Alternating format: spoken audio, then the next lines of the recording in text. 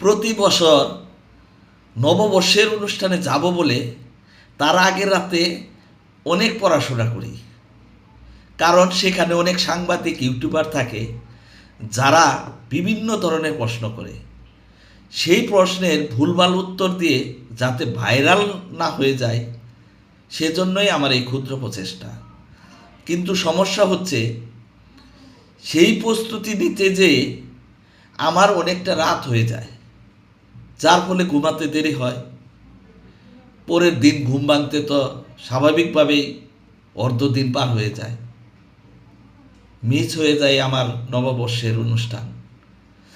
এবার যাতে আমার এই চেষ্টা বিফলে না যায়, তার জন্য সবার কাছে দোয়া চাই। সবাইকে অগ্রিম নববর্ষের শুভেচ্ছা, শুভ নববর্ষ।